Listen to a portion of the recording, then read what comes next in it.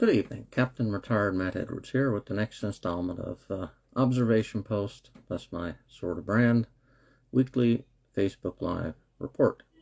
I think last week I didn't bother as I had a sore jaw or something. Whatever, I'm going to try to do something different tonight. I'm going to read out a letter I wrote up for a veteran by the name of Amanda Madiel. Don't think she'll mind. And I'm going to go through 4 instead of 6 of the draft points that I have out. So without further ado, point number 200. Blame. Who's at fault? Now, blame can be very important for things like tort lawsuits, but not so much for workers' compensation, and is not supposed to be any part of Veterans Affairs payments. There's supposed to be no fault insurance. But when we look at things like the double dip or the triple dip clawback, who's at fault? Now, first of all, they try to say they're not doing anything wrong.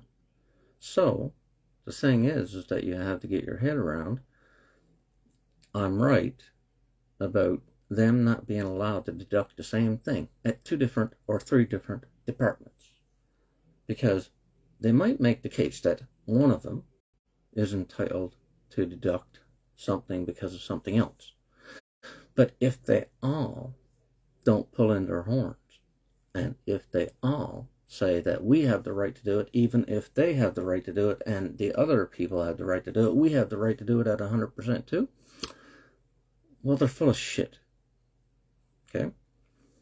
So the thing is, in the case of the triple dip clawback, okay, you have the Canada Pension Plan Disability is being deducted first by the Canadian Forces Pension, and then the Service Income Support Insurance Plan deducts the Canada Pension Plan, and then the Income Replacement Benefit deducts the Canada Pension Plan Disability.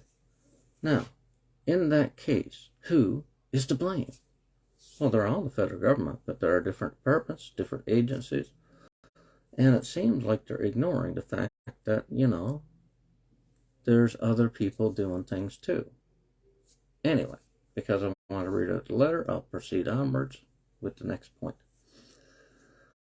Again, it's kind of just a reminder to myself. Review the 2016 changes to the Veterans Wellbeing Act. Now, one of the biggest changes back in 2016 was to change the income replacement benefit. Well, first of all, they changed the name of the earnings loss benefit, which it was from 2006 to 2016. They changed the name of that to the income replacement benefit.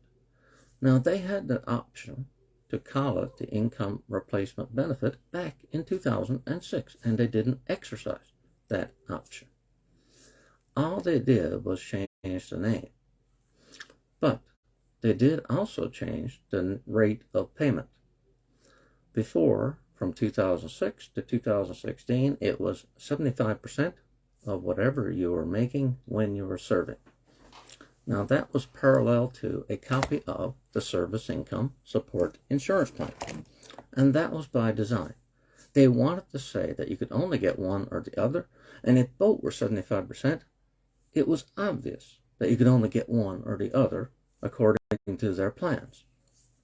But in 2016, in October, they changed the rate to 90% of whatever your rank-based pay was, and that resulted in a payment that was going to be required from Veterans Affairs Canada, possibly for the first time. So they were, from 2006 to 2016, they would probably say, like they said to me, you are medically released, so therefore you're getting SISM. Now, that wasn't true in my case because I was a reservist, and reservists don't get it unless you're hurt in service, unlike a regular force person. But Veterans Affairs Canada was clawing back the SISM. But after they changed the rate, well, they had to make a payment. So that is where the double and triple dip clawback comes in. So Veterans Affairs Canada has been taken into account, same things that the Service Income Support Insurance Plan has been taken into account. Point number 202. Privacy Act requests against Manulife et al. Now, et al. Is, and everybody else. So the thing is that Manulife is a private on paper, well, they're a private company in reality. But the Service Income Support Insurance Plan appears to be Manulife, but it's really the government of Canada. Now, what I mean there is they only administer, but they don't underwrite the plan. So Manulife runs it for the government. So because of that, that's why Dennis Manouche ended up suing the government of Canada and not Manulife. Manulife wasn't mentioned in any of the lawsuits court cases that he performed. First of all, he had a case in 2007, and he fought to get it certified as a class action. Then it went up to the Supreme Court eventually with 2 or 3 different actions. I don't know them all off heart. Until it was kicked back after the Supreme Court said, yes, they can sue the government. And then it went to the 2012 federal court case in which the Pension Act pension was said to be an unlawful clawback under the contract. Now the thing is that when they send out their forms, they say that they're bound by the Privacy Act. Now the government is bound by the Privacy Act, not Manulife. If Manulife was acting in its own interest, then it would not be bound by the Privacy Act. That's because the Privacy Act only affects the government, and there's a special law, a different law called PIPEDA for federally regulated private enterprises. So they don't send you out a form and say that everything that we collect is protected under PIPEDA. They send out a form and says everything we collect, personal information, is protected by the Privacy Act. So they don't seem to understand that proves that they've been lying to us. Like, they're not bound by an act that binds the government. The government is bound. Now, forget the fact, and I could go on all day about this a bit, the Privacy Act is supposed to protect the individual against the might of the government. But over the years, the government has turned it around so that the Privacy Act is actually protecting the government. There was a case where a soldier committed suicide, and his family wanted some documents or some stuff belonging to him, and the Army said they couldn't give it to him under the Privacy Act. Now, the Privacy Act is supposed to protect an individual, and the individual was dead. The family should have been given the documents. Now, I shouldn't go on too much about it because I don't have it all right, the facts right at hand, but I do know that they shouldn't be trying to use a law meant to protect the individual against the government. The government shouldn't be trying to use that to protect the government against the individual. It's common sense. Now, point number 203. Queen's Regulation and Orders 208.53. Written by Treasury Board Secretariat, yet it is essentially a payroll deduction of the Service Income Support Insurance Plan premiums in law. Now, that's because the Queen's Regulations and Orders, I suppose they probably changed into the King's Regulations and Orders now, because the Queen is dead and we have a King. Well, those are subsidiary laws under the National Defense Act. So the National Defense Act has other laws that are authorized, but they're subordinate to, subject to, the National Defense Act.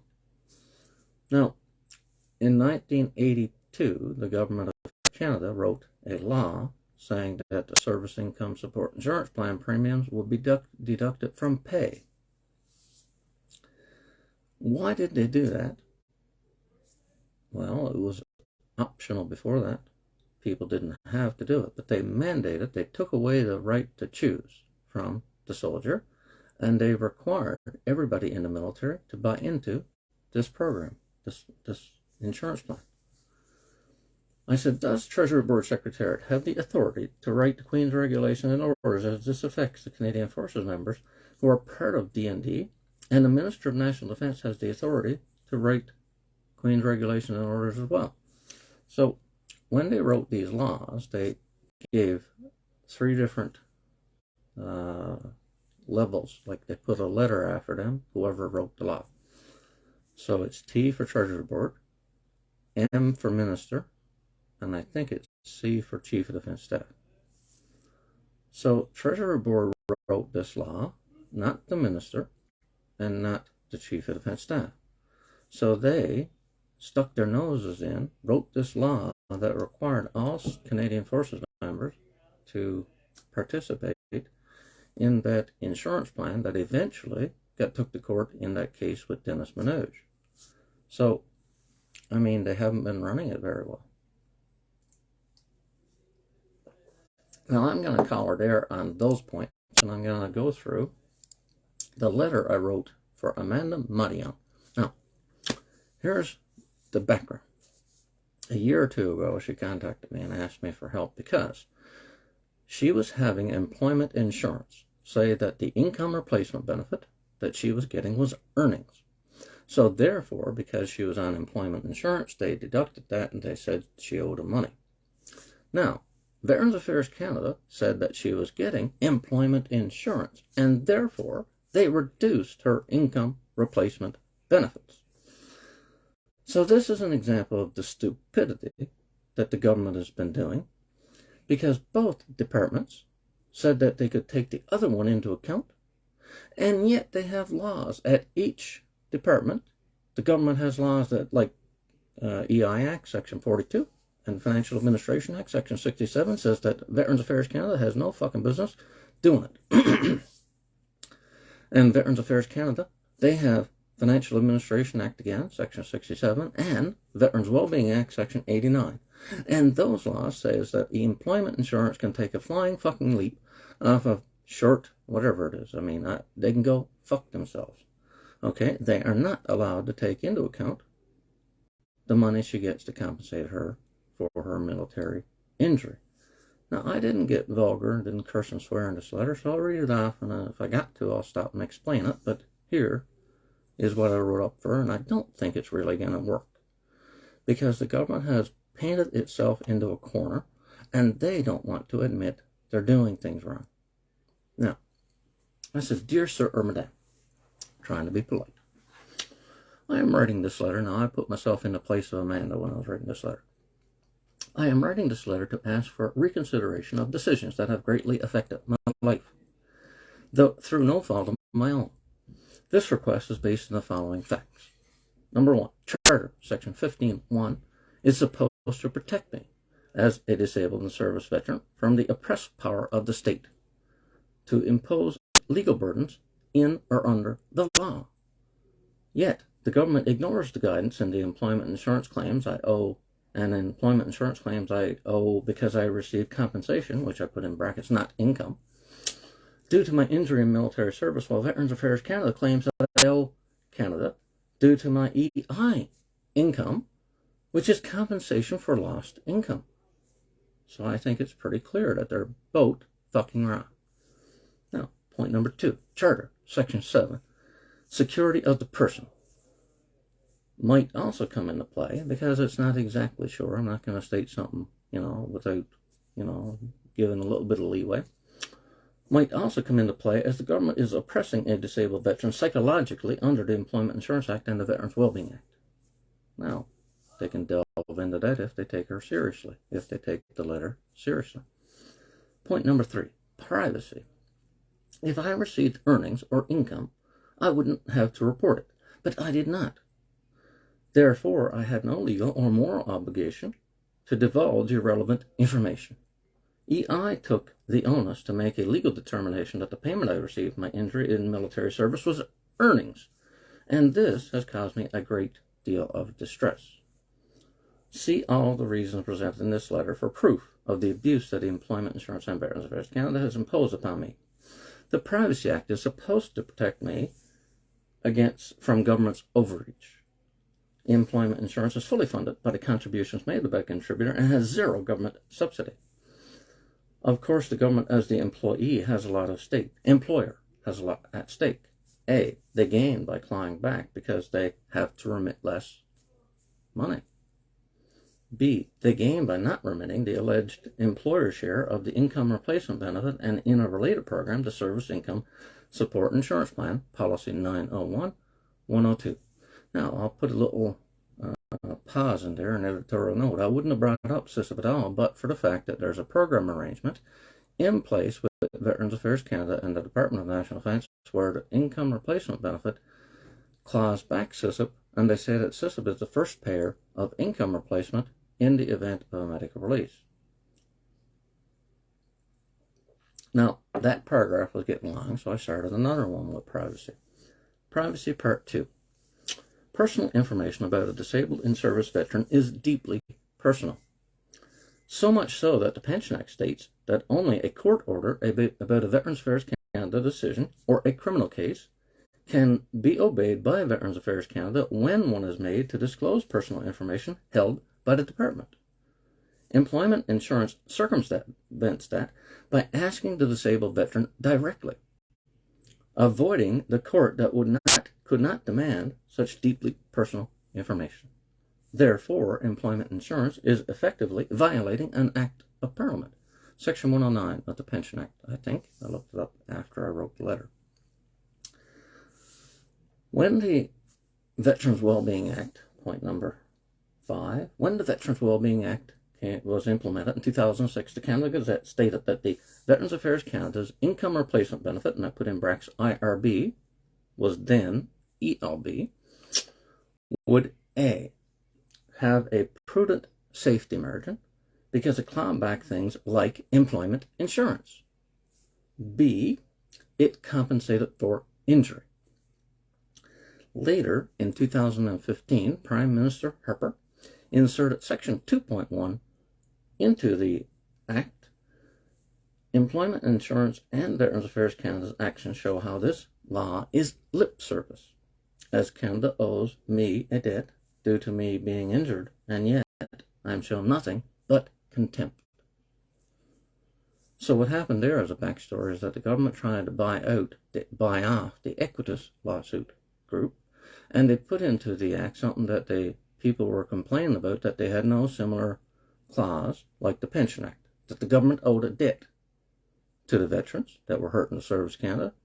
So they put in there Section 2.1, and I've got it put into the bottom of, it would be a footnote, but here it is. Purpose.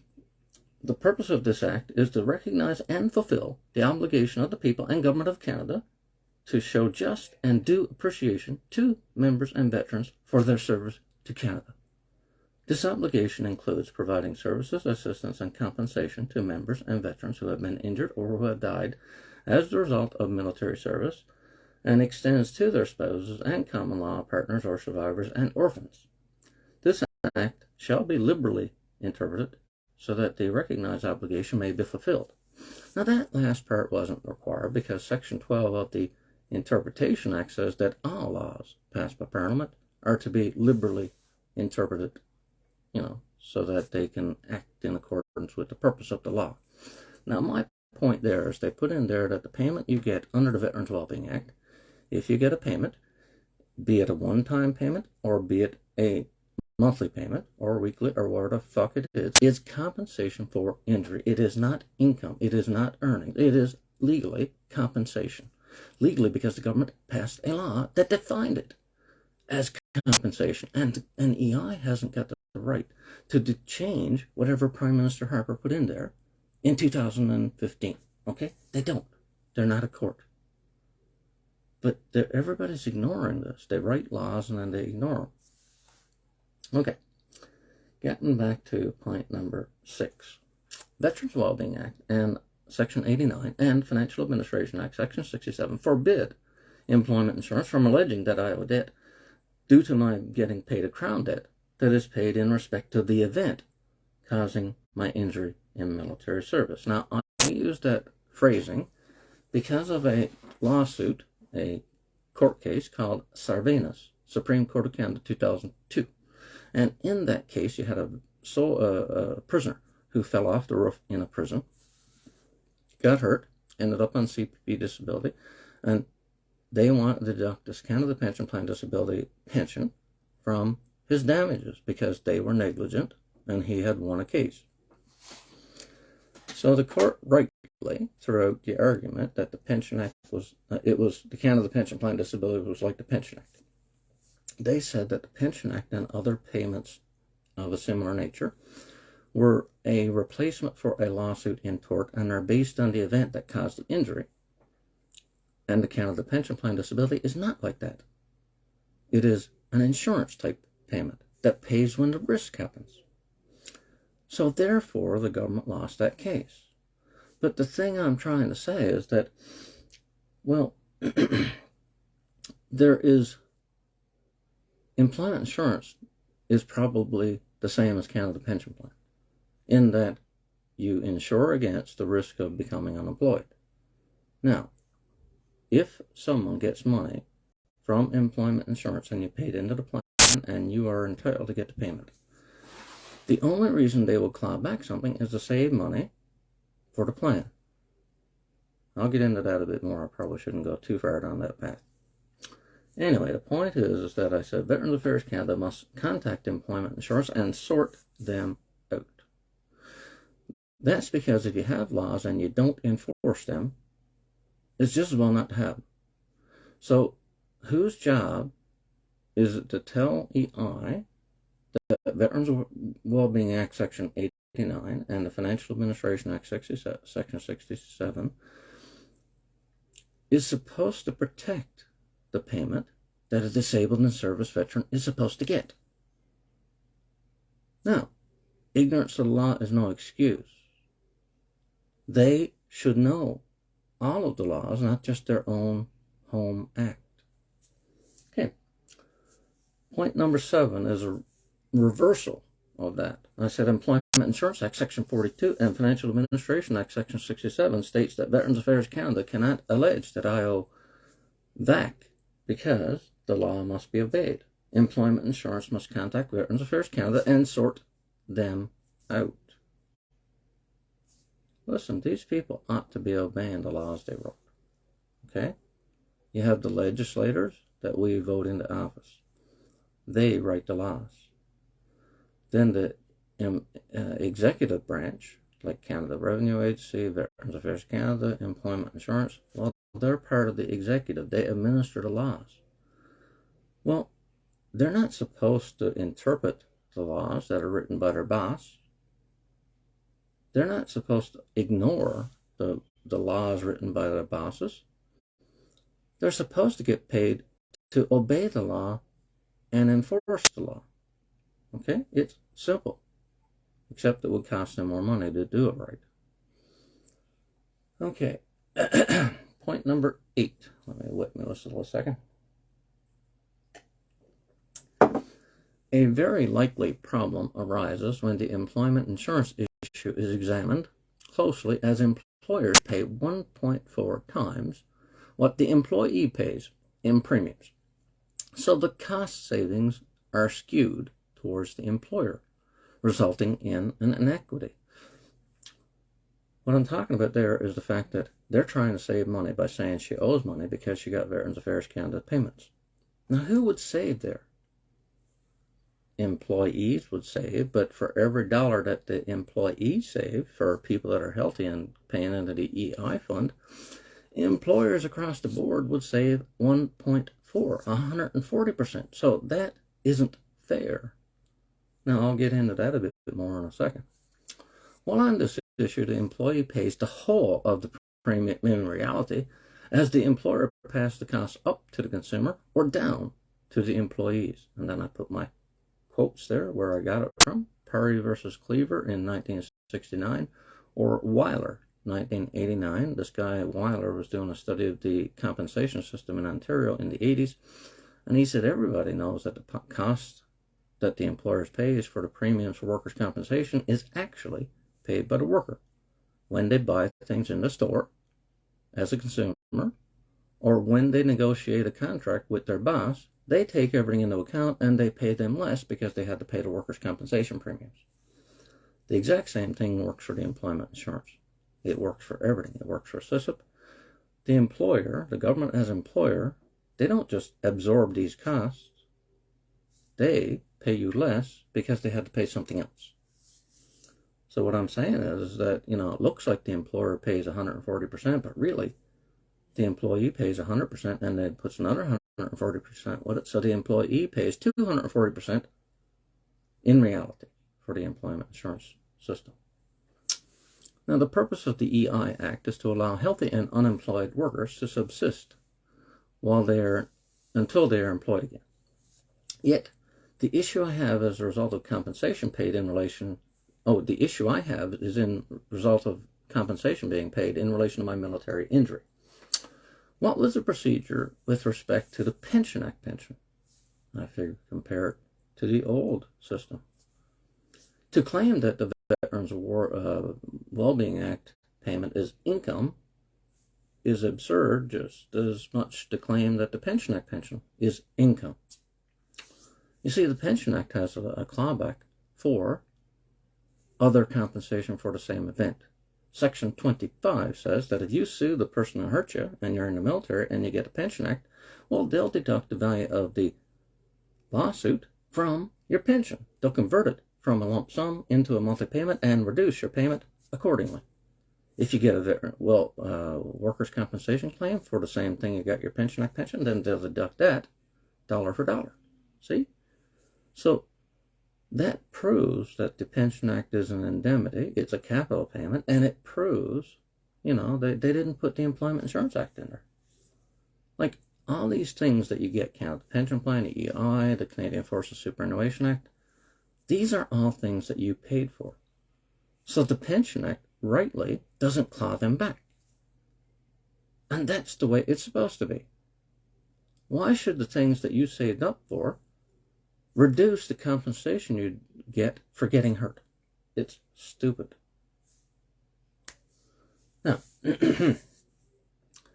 point number 10, because I'm kind of rushing because I don't want to be at this all night. I want to forget this shit.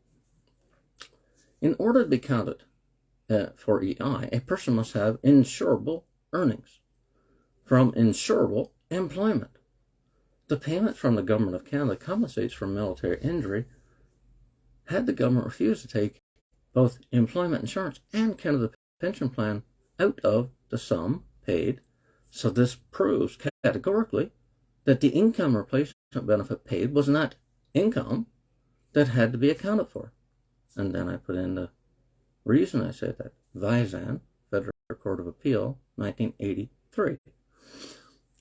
If the payment was earnings, if a payment of income replacement benefit was income or earnings, then they will be legally required to take out employment insurance, CPP, and tax.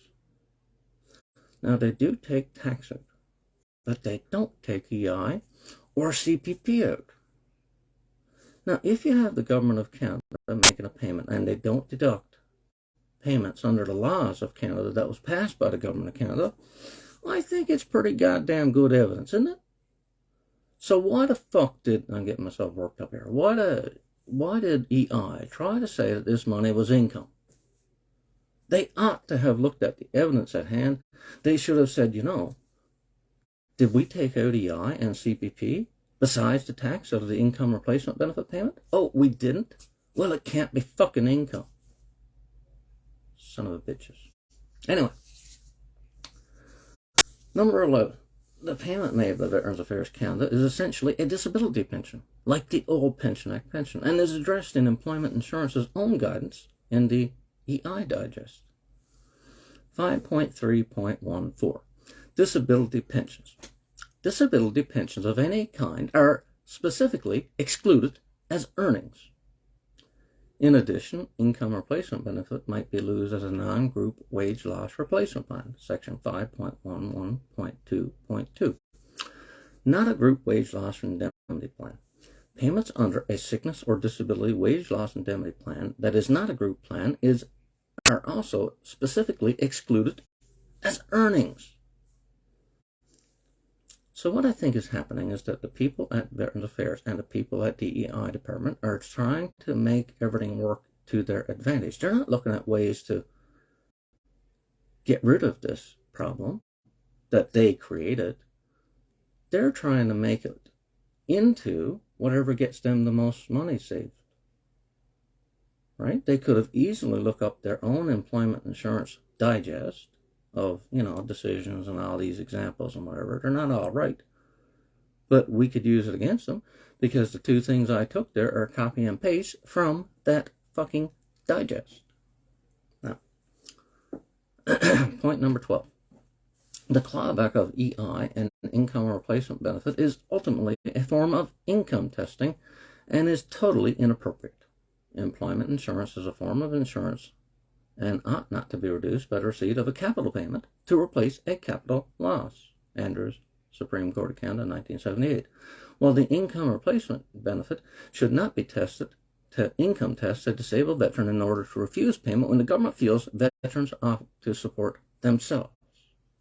Now, here's where I'm coming from. It's hard to keep this up without getting upset. The healthy people of Canada are being subsidized by these fucking clawbacks because they have to pay less taxes by stealing the veterans' payment because they're taking into account things that are legally and morally off limits. If you have the gall to take into account what they should have said at EI is, isn't this person a disabled veteran? Well, don't we owe her a debt of gratitude for getting injured on duty? Should we really be trying to get this money back and passing it on to Canada Revenue Agency to collect? Because that's what I think is happening. Why she contacted me recently, she got a letter from EI saying they passed it to the CRA to collect. Now, I got grave misgivings about that because I think it breaches her privacy again. She's getting billed by EI, who sent it to a CRA to collect. I'm not exactly, I got to verify that, but that's what I think is happening.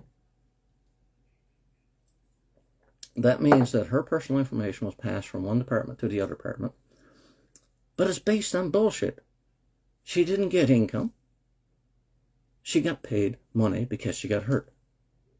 Now, if someone has the nerve to do that, they ought to look in the mirror and think, am I a good person? Do I have a conscience? I want to save money out of my pocket, and I'm healthy enough to work. But this person is not healthy enough to work and is getting income replacement benefit because it's a form of insurance for people who cannot work anymore because they have an injury in military service. So should we even try to take into account the things that they scrimped and saved and put away for the future, like the Canadian Forces Pension or the Canada Pension Plan or the employment insurance? That usually can only happen maybe once. But I was thinking, I don't think I put it in the letter. If a person's in rehab and then they get a work term or something, and then they have enough to get their stamps and get CI, will this whole thing happen again?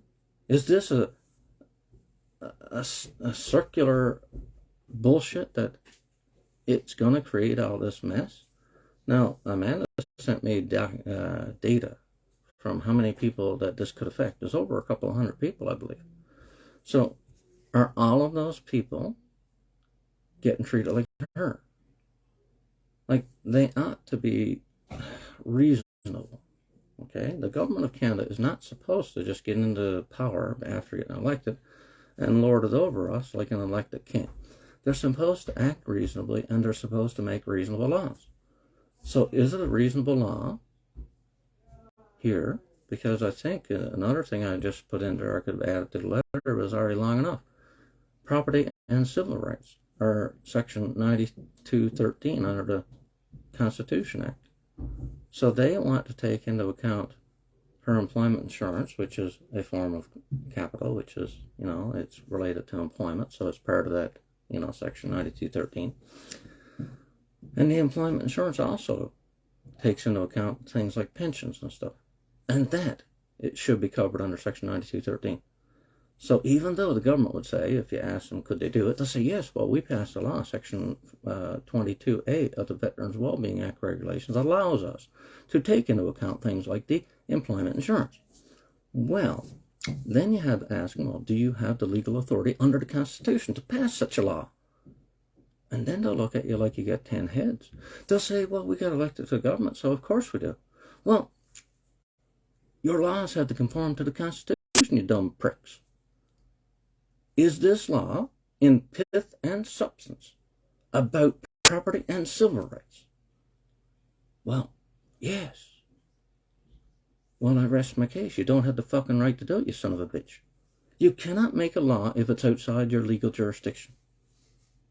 I might be a layman, but I know how to read and think about it. Employment insurance, usually. I mean, I can't remember the case, but I do know I've researched this in the past. And I think one of the first laws about EI got struck down because it was about property and civil rights and stuff, and the federal government passed it. So you know how they fixed it? They got the British North America Act changed. They went over to England. They got the British government to amend the Constitution to allow them to do it, because the Supreme Court of Canada said this law you passed wasn't constitutional.